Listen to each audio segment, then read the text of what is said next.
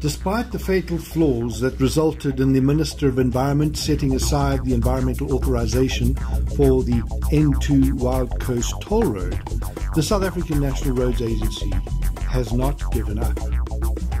We've just heard that there's a new EIA that's going to be conducted into the toll road.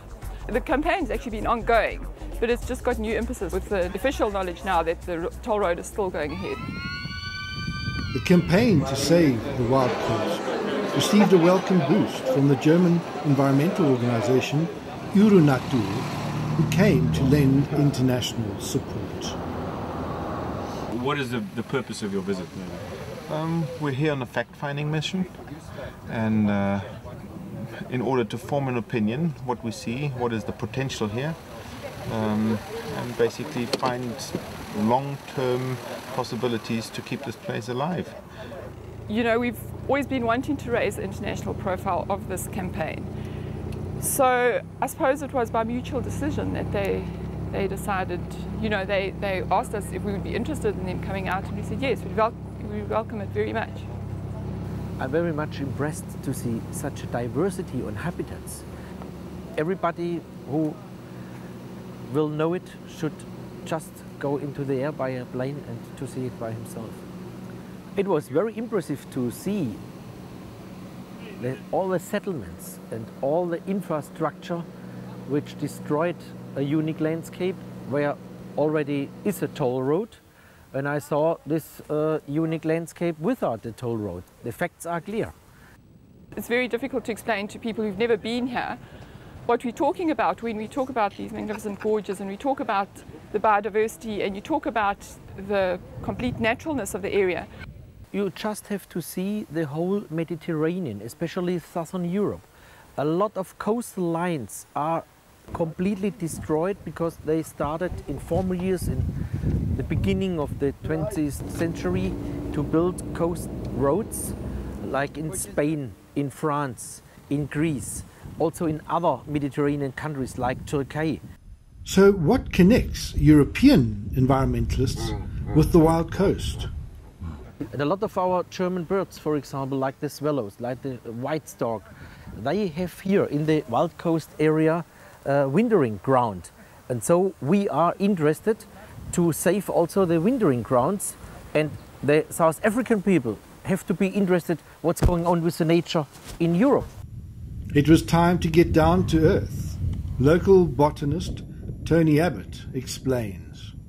This is Watsonia bachmanii. It's named after an early explorer called Bachmann, who came through Pondoland as it was.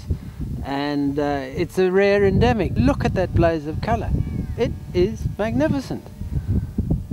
Really, this is one of the sights that you must remember, because you're not going to see it very often again. This is so special. And the colour with the light. To me, it's so sad that you're looking at an enormous national asset like this area, and you're committing development without any real concerted plan on how to manage the entire area. We were told there was going to be a Pondoland Park. We haven't heard any talk about that for a year now, I shouldn't think. Of shared concern was the risk that once the road was built, coastal dune mining would soon follow. Okay, I'm an outsider, I'm not an insider, but if you have the road, you have then the infrastructure and everything to start the mining. If you have a business proposal, you always have risk capital that is happily being invested, but that is something that the public voice doesn't have. So finding people advocating for alternatives usually stops because there is no risk capital involved and available. My contribution is to bring clout and a voice to those who don't have the risk capital that you obviously would have if you want to propose for a mining option, land use option here, and that is where I think I can contribute. I wish to the South African people good decisions and a long view decision, and we hope that for our migratory birds this wild coast will be also a wild coast in the future.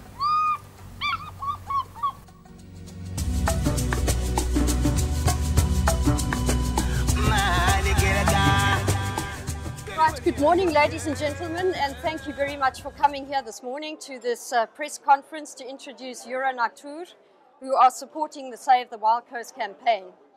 The Save the Wild Coast campaign has basically been initiated to prevent a toll road going through a very sensitive ecological area in our country. One of our main concerns is to make sure that the National Environmental Management Act is implemented in this country, which actually looks after social, economic and ecological values of our country. Now, the reason the Save the Wild Coast campaign has been active against this 85 kilometers of road is that we do not believe that 85 kilometers of road going through such an incredibly pristine and beautiful area will actually alleviate poverty in the Eastern Cape. It is our belief that if you are going to do something sustainable, then what we need to do is looking at the upgrading of the R61, which goes through Bazana, Lusikisiki, Flagstaff, where you have a huge population of people living, and then we suggest that you upgrade the infrastructure roads down into the areas where we can develop small and medium enterprises. That is far more sustainable, and it is certainly a long-term investment into poverty alleviation. The campaign has been running for close on 2 years and has garnered international attention. This road goes through one of our hotspots that was declared at the World Parks Conference in 2003. The hotspot was declared by the International Union of Conservation of Nature. We are signatories as a country to the convention to protect these areas for future generations. It is not only about the biodiversity, it is about the social impacts. Thanks, Kathy. Ladies and gentlemen, it was very impressive for me seeing and realizing what a real unique treasure you have here with the Wild Coast area.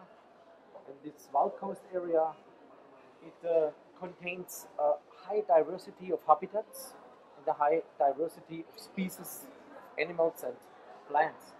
But somebody may ask, what do Europeans here? Why they are interested in our Wild Coast area? Okay, we are linked together by the migratory birds. We have a big list, approved list of migratory birds coming from Germany, from Scandinavia, from England, France, Spain, Italy, from all over Europe. And they have a traditional wintering ground since thousands of years here in the Wild Coast area. So we as Europeans, we can't ignore what's going on in other countries and in other continents with nature. And the people here in South Africa, they can't ignore what's going on with our nature, because that are also your birds. You host it in winter time, we host it in our summertime. So it's a magic role of this Wild Coast area in the international network of the bird migration system.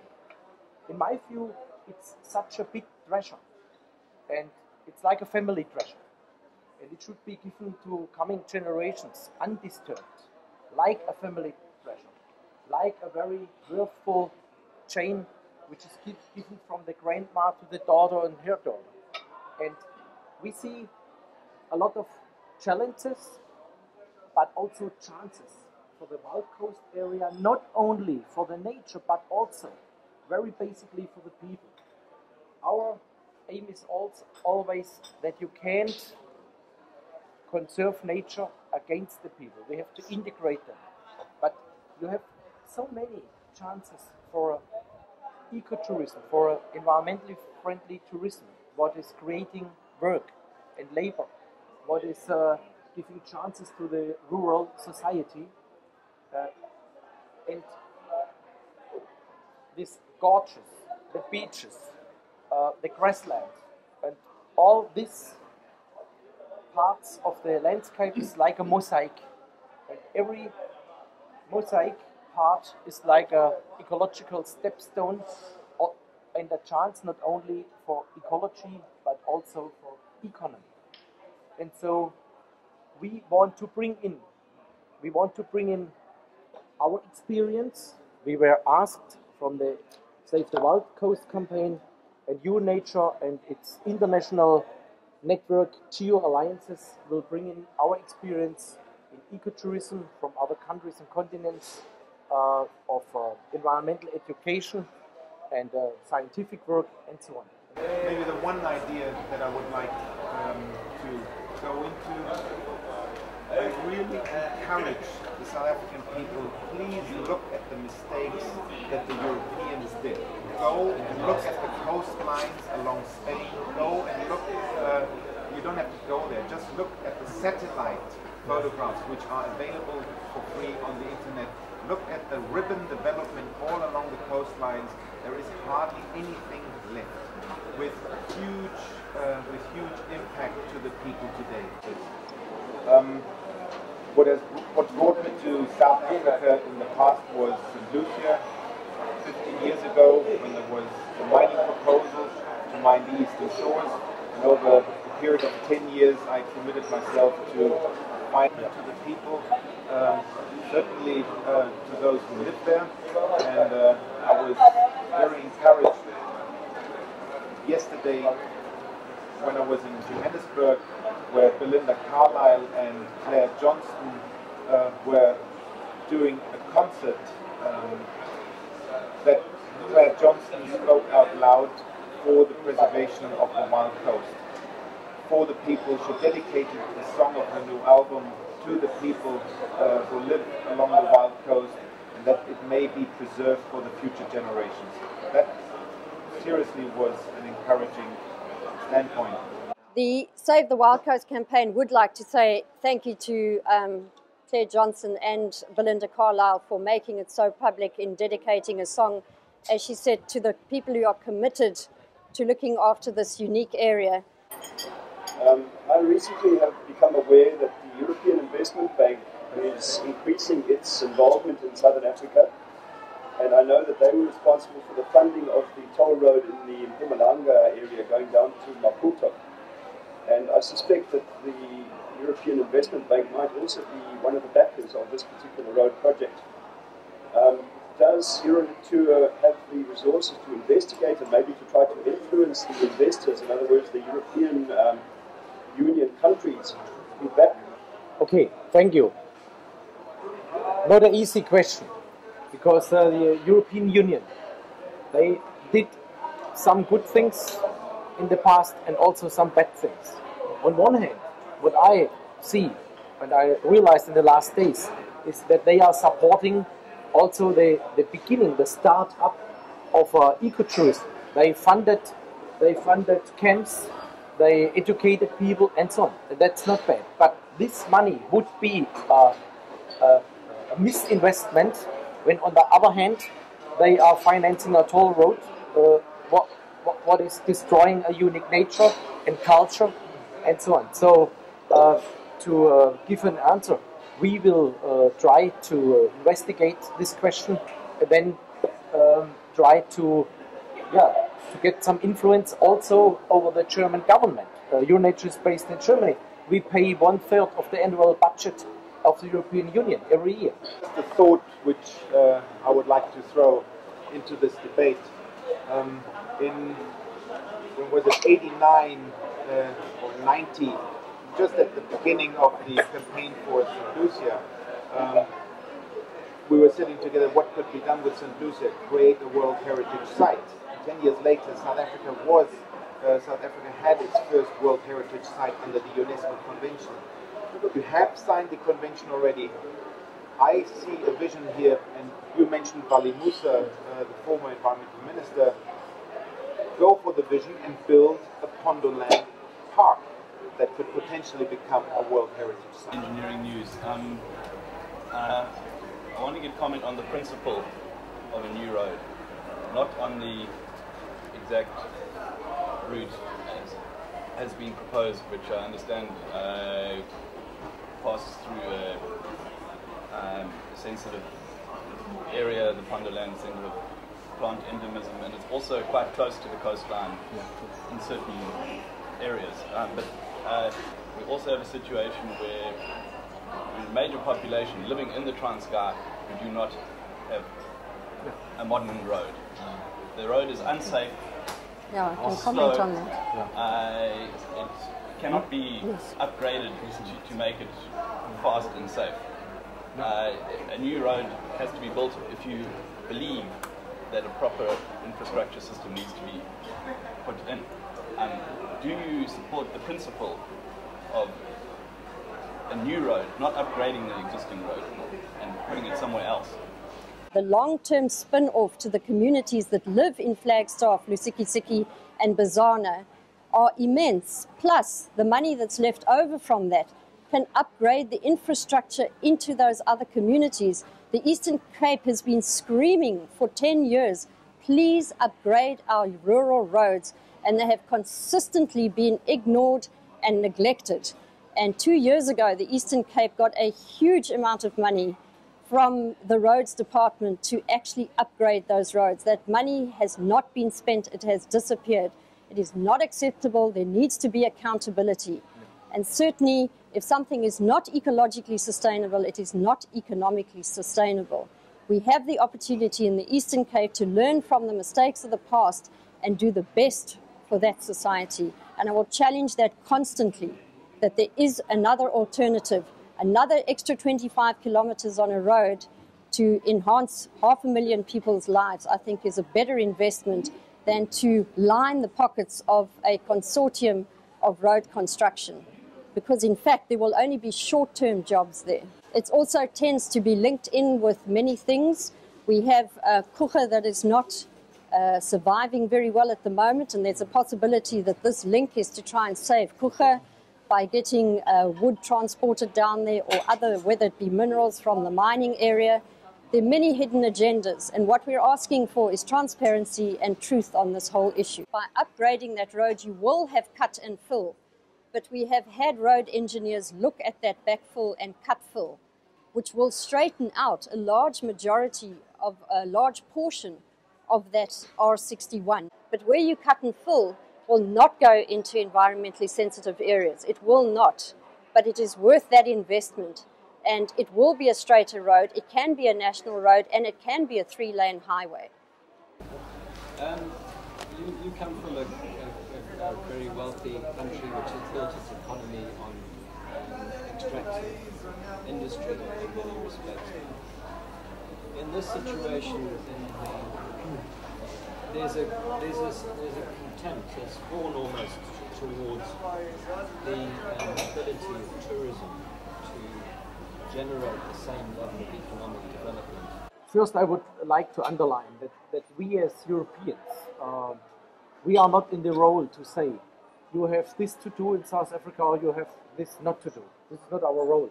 Our role is only, and also in my view, the role of Euronatur to be part of the international ecological dialogue. And when we are asked from other groups, we are prepared to bring in our experience and our ideas. And we were engaged in several parts in the world for such ecotourism.